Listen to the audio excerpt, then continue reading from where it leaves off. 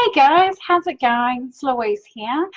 Tonight I'm just going to talk about my 10 tips for healthy hormones. Now, I'm talking about the hypothalamus today because the hypothalamus is actually, it is where all your hormones come from.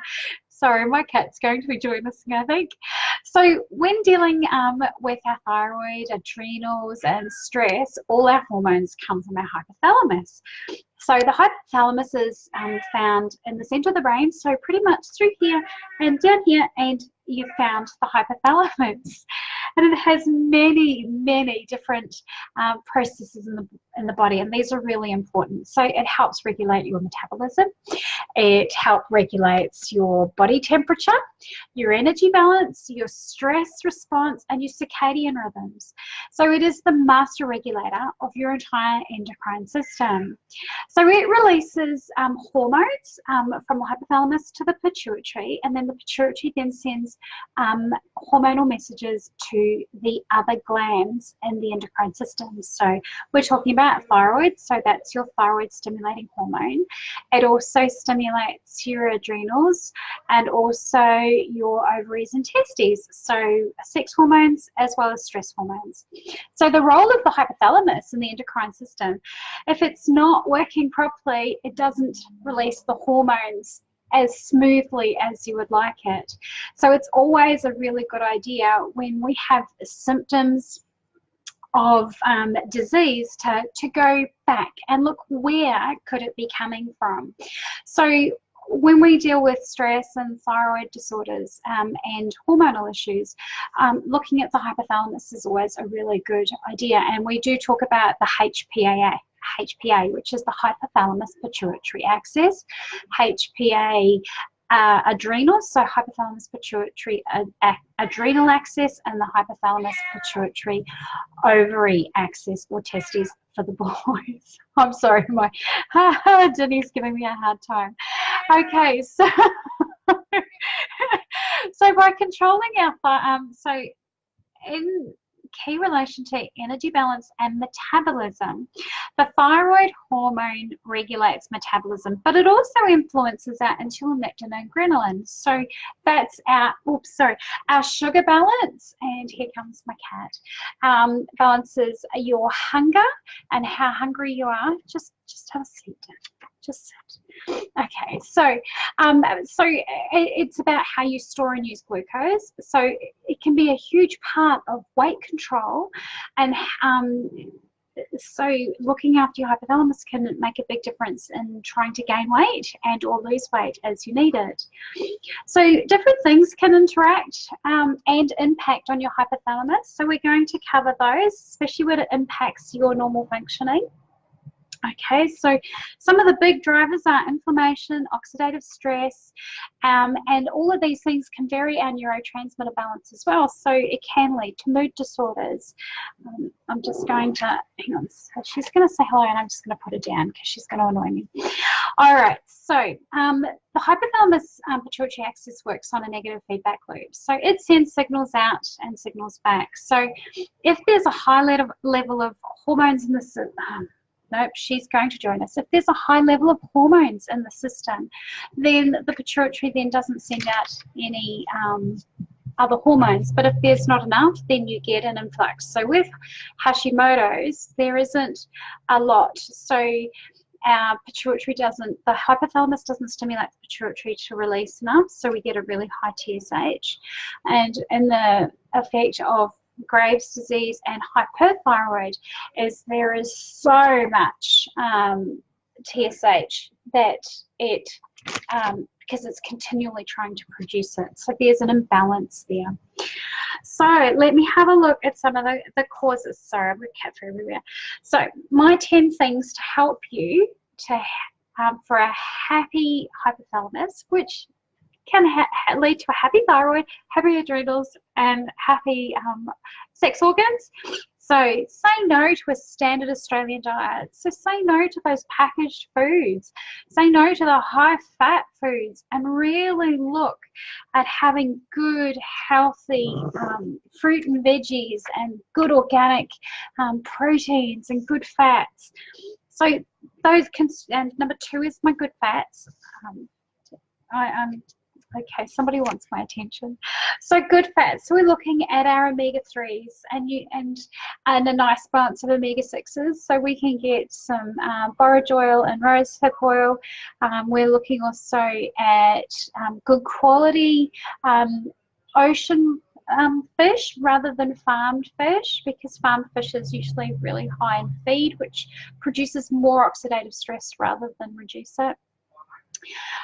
So we also looking at green tea. So it has high levels of antioxidants, which can help mediate your inflammation.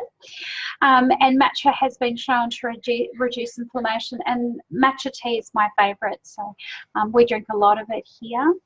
Exercise, look, I always talk about exercise, but exercise to your fitness levels. So I know a lot of my clients who have autoimmune disease can't go for a run. So you look at things like yoga and stretching and gentle walking, tai chi, swimming, all weights, because weights are a really good way to help build bone mass, but it's a really good way to help stimulate your muscles so you don't lose your muscle tone.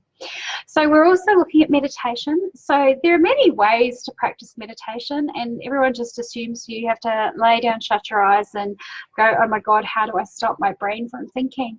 But it's not necessarily like that. So have a look at, you can do walking meditations where you just go for a walk, and it's about clearing the mind. It's about bringing focus and clarity to what it is that you truly want. So yoga is a good form of meditation. You can use meditation tapes. You can use ones that guided meditations. They work really, really well. So what this does is it helps reduce your norepinephrine. There's another big one, basically adrenaline, and it releases your cortisol releasing hormone, which basically releases your cortisol into your body, which is for your fight flight. So basically when you have that, it's to help you run from those tigers. So what meditation does is it reduces the level of cortisol in your system, which then reduces your stress. Okay, so tip number 6, and we're going to look at sleep. So I've talked about sleep a lot, and there's some really good videos at the bottom in regards to sleep. So we're looking at how sleep decreases inflammation. So you need a good 7 to 8 hours of uninterrupted sleep. So best way is to make it as dark as possible, as cool as possible, with no lights. Okay, sometimes you have to use an eye mask, so you can cut some of the lights from TVs, alarm clocks, air conditioners and so forth, so you can get a good quality sleep. If you find that it's too hot or you tend to sweat a lot at night, having an air conditioner running can make a big difference in getting good quality sleep. We'll talk about insomnia later. I'll do a specific live on insomnia, because there are tips to help with that. All right, so we're looking at consuming more antioxidant foods, so things like your berries and turmeric and ginger and garlic and onions, but even things like tomatoes, spinach, sweet potato, red beans, artichokes. So all your vegetables, and if they're coloured, if you cut a vegetable and it's coloured all the way through, then it's a coloured vegetable, will be high in antioxidants. So your yellows and your oranges are high in beta-carotene, your tomatoes are high in lycopene, but you want those antioxidants to help fight the oxidative stress in your system. So that's another one. Gut bugs. Hey, look, I think it's great. You can take a probiotic, but sometimes it's a good idea to have those fermented foods in your diet, whether it's from kimchi, sauerkraut, kefir, fermented yogurts, but also on the other side is having those prebiotics. Now the prebiotics is what our bacteria in our gut feed on, and they create enzymes to digest our foods, and this from specific starches and carbohydrates, and they just help us then absorb our nutrients. So they help us absorb calcium, zinc, magnesium, copper and iron, and then our Bs and B12s and a whole lot of other things, but they produce short chain fatty acids, so they're really, really important. So our prebiotics and our probiotics are really, really important to good gut function. Okay, another one was try acupuncture. So the research that I did can show that there are certain acupuncture points that can be, when stimulated, lessen our cortical releasing hormone. So as I said, the cortical releasing hormone stimulates cortisol. Cortisol is your fight flight hormone, which leads down the lovely pathway to epinephrine, noradrenaline, so adrenaline and noradrenaline. So thereby it can reduce your cortisol level and help you feel a sense of calm. So I know if you're in Rockhampton, Adam Mara is really good. He's the acupuncturist I visit, and when I get really stressed I go see him, and it makes a big difference for me. So there are my 10 tips for healthy hormones, specifically targeting the root cause if it's your hypothalamus, but it will actually benefit you no matter whether it's thyroid, adrenals, and or ovaries or testes issues. Okay guys, what are you going to take action on tonight? Is there one of these that you can look at and improve in your life so you can feel better? Because that would be fantastic. And also take a look at my events page. I'm going to be doing a talk on happy hormones, demystifying thyroid. So that's happening on the 7th of June. I'm going to be holding it at that Whole Food place, and we're going to be talking about how to really help autoimmune disease, specifically thyroid, so Hashimoto's and Graves. I'll send out some flyers and more information on that, but do have a look. It's going to be another fantastic night. Okay guys, have a good one. Take care. Now I'm not going to be here next Tuesday. I'm actually going to be away on business and some much needed rest all at the same time, but I will be back again on the 29th, I think it is, which is Tuesday the 29th of May. All right everyone, take care, have a fantastic evening, and I will talk soon. Okay.